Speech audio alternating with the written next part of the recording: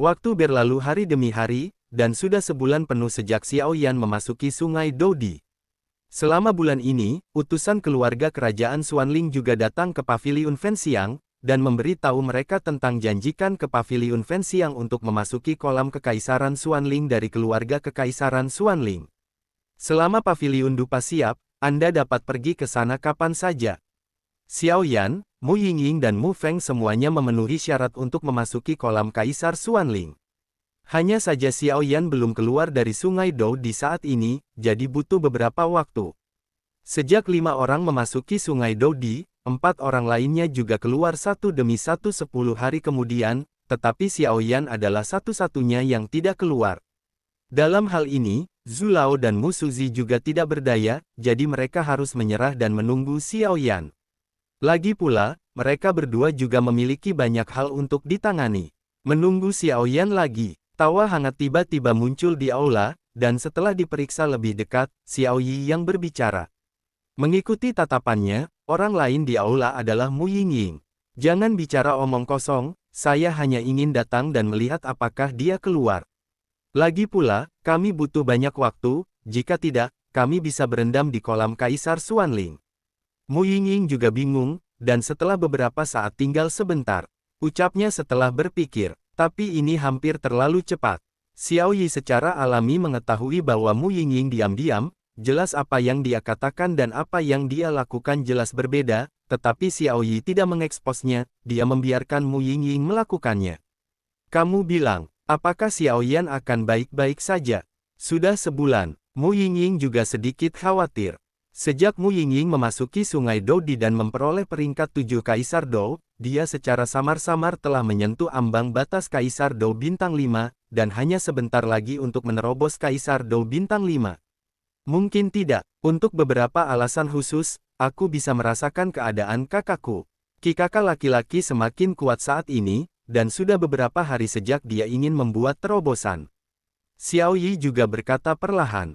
Adapun alasan khusus, secara alami tidak mungkin bagi Xiao Yi untuk memberitahu Mu Yingying. Saya harap begitu. Kalau begitu aku pergi dulu.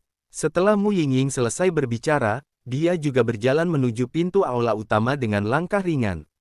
Hei, kakak, bagaimana kamu menjelaskan kepada dua saudara ipar seperti ini? Xiao Yi juga tertawa, jelas ekspresi panik Mu Yingying barusan seperti gadis kecil yang licik menatap kekasihnya. Sungai Doudi di aula utama tiba-tiba memancarkan aura yang sangat besar. Ada apa? Mu Yingying baru saja berjalan ke pintu, tetapi dia merasakan perubahan, dan dia buru-buru datang ke sisi Sungai Doudi dan berkata kepada Xiao Yi. Kakak laki-laki harus keluar hari ini. Xiao Yi juga berkata, dan setelah berbicara, mereka berdua mengalihkan pandangan mereka ke Sungai Doudi. Pada saat ini, Sungai Doudi, jika dilihat dari luar, berwarna emas, dan aura yang tampaknya mengandung keabadian juga menyelimuti seluruh Sungai Doudi. Di ruang tertentu di Sungai Doudi. Hei, anak ini, saya juga mengatakan mengapa butuh waktu lama untuk mengintegrasikan tubuh seorang kaisar yang bertarung.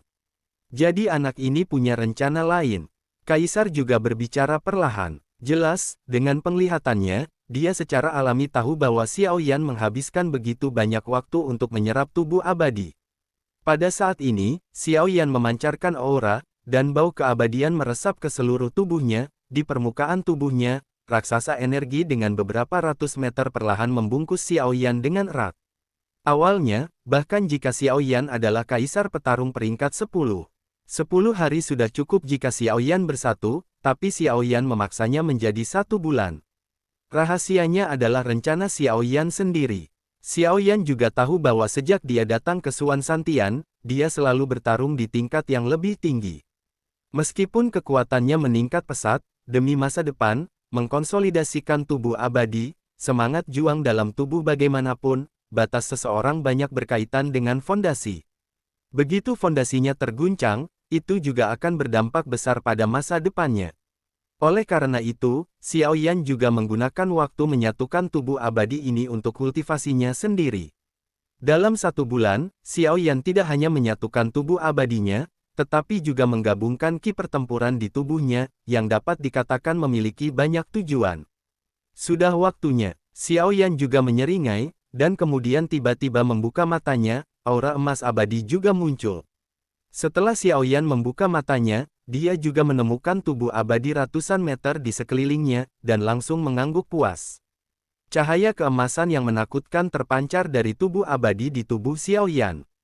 Dengan persepsi jiwa kuat Xiaoyan, dia secara alami bisa merasakan bahwa tubuh abadi yang dia gabungkan mungkin hanya berdasarkan tubuh abadinya. Memblokir pukulan penuh dari bintang 5. Adapun untuk menyerang, Xiaoyan juga percaya diri, dengan penguasa langit pemecah lapisan ketujuh di tangannya, ditambah teratai api dan beberapa cara, bahkan berurusan dengan bintang 5 Dodi. Tapi tubuh abadi ini sepertinya kehilangan sesuatu, kata Xiaoyan setelah merasakannya beberapa saat. Hehehe, nak, kamu benar-benar lihai. Kaisar juga datang ke Xiaoyan dari jauh. Yah, Xiaoyan juga menjawab dengan lembut, jelas mengetahui bahwa ketika dia bergabung dengan tubuh abadi ini, jiwa sisa tuannya, Raja Naga Emas, dan Kaisar juga berbicara banyak. Lagi pula, mereka berdua tersenyum jahat pada diri mereka sendiri sekarang. Tampaknya mereka telah mencapai kesepakatan yang sama. Hehehe Kaisar, maka lakukan apa yang kamu katakan. Raja Naga Emas juga tersenyum perlahan. Wah, menurutmu tubuh abadi ini sepertinya tidak lengkap. Kaisar juga tersenyum pada Xiaoyan. Sepertinya tidak lengkap, bahkan jika aku mendorongnya hingga batasnya, aku hanya bisa menampilkan tingkat Kaisar pertarungan peringkat 9. Jika kamu ingin ke kelas 10, sepertinya ada yang hilang. Xiaoyan bicara sambil menatap tubuh abadi emas yang menempel di tubuhnya. Kamu merasa baik. Jika kamu ingin mendorong tubuh abadi ini hingga batasnya, kamu harus bekerja sama dengan nyala keabadian. Kaisar juga menunjukkan tatapan licik. Api abadi. Mata Xiaoyan juga menjadi panas, dan kemudian dia menatap Kaisar. Karena Kaisar mengatakan bahwa jika dia ingin mendorong batas tubuh abadinya, dia harus bekerja sama dengan api abadi. Maka bahkan jika Kaisar di depannya hanyalah jiwa yang tersisa, dia harus tahu di mana api abadi berada.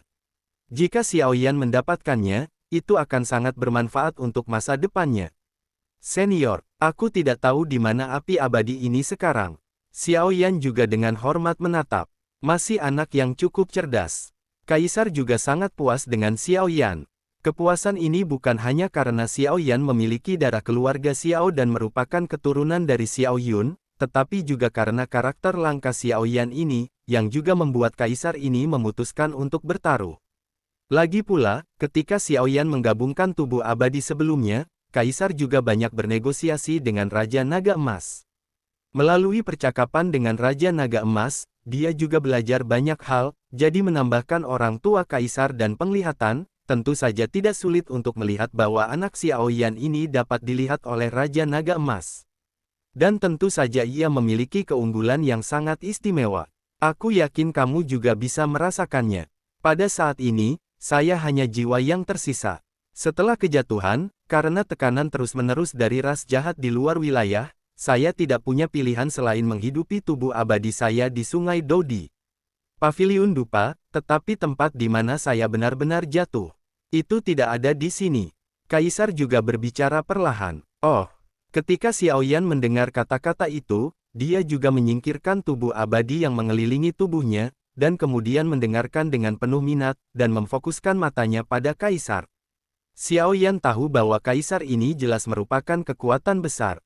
Apakah itu api abadi atau tubuh emas abadi? Xiaoyan ingin mendapatkannya, dan sekarang Kaisar mengatakan ini.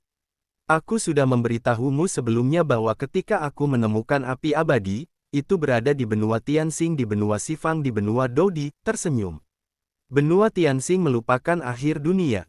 Xiaoyan juga menggelengkan kepalanya. Xiaoyan juga tahu bahwa benua Dodi ini dibagi menjadi 4 benua, yang terlemah terletak di benua Xuanling paling barat, dan kekuatan tengah adalah benua Douyun paling timur, benua Tianxing di paling utara dan benua Haohai, yang terkuat di paling selatan. Kekuatan benua Tianxing tidak sedikit lebih kuat dari benua Xuanling. Dengan kekuatanmu saat ini, kamu pasti akan mati jika pergi ke sana.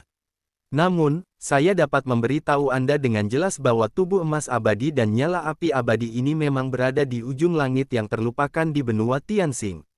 Di mana keberadaan spesifik yang melupakan cakrawala, selama Anda mendekat, tubuh abadi di tubuh Anda juga akan memandu Anda.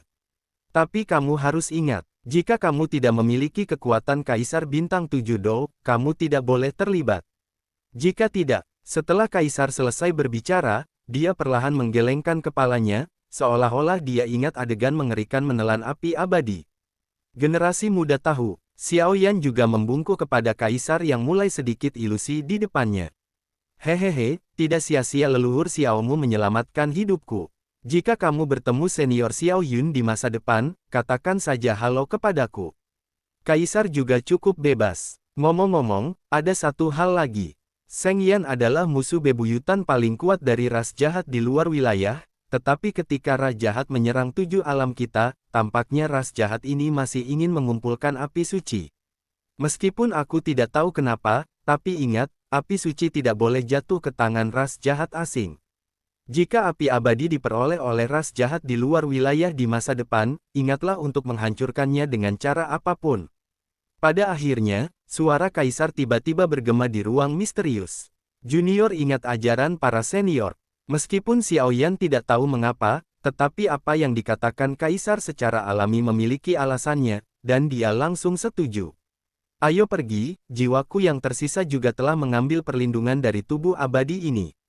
Aku harap lain kali kita bertemu, kamu bisa seperti ini. Kaisar tersenyum perlahan, dan kemudian saat berikutnya, sosok itu juga perlahan.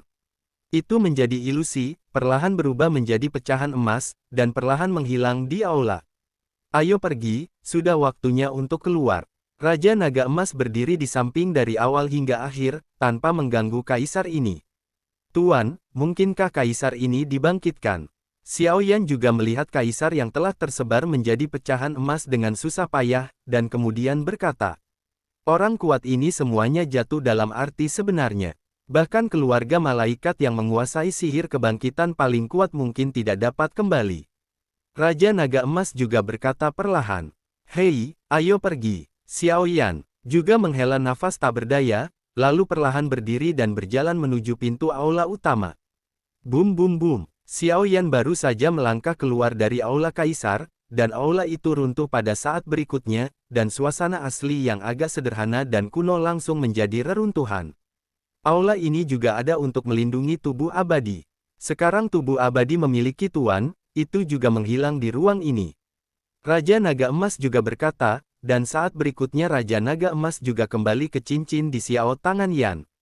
Bum bum bum, cahaya keemasan yang menyilaukan juga menyebar dari sungai Dodi. Aura ini, Mu Yingying juga menjadi waspada. Jelas, kekuatan aura ini mungkin tidak sebanding dengan tahap puncak Xiao Yi Kaisar Bintang 7 Dou di sebelahnya, jadi dia segera mengawasi dengan waspada. Sungai Dodi, jangan panik, ini kakakku.